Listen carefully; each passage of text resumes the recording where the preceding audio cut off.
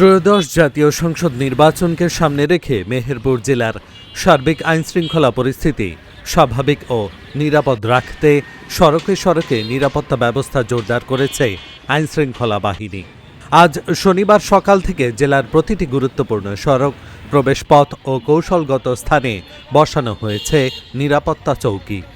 জেলা সদর সহ গাংনী ও মুজিবনগর উপজেলার গুরুত্বপূর্ণ সড়কগুলোতে আইনশৃঙ্খলা বাহিনীর সদস্যদের সক্রিয় উপস্থিতি লক্ষ্য করা গেছে।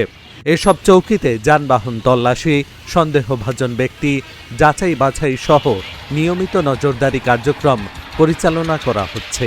জেলা প্রশাসনের পক্ষ থেকে জানা গেছে, নির্বাচনকে ঘিরে কোনো ধরনের নাশকতা, সহিংসতা বা বিশৃঙ্খলা রোধে এই নিরাপত্তা ব্যবস্থা গ্রহণ করা হয়েছে। বিশেষ করে রাতে টহল জোরদার করা হয়েছে এবং গুরুত্বপূর্ণ এলাকায় মোবাইল টিম নিয়োজিত রয়েছে।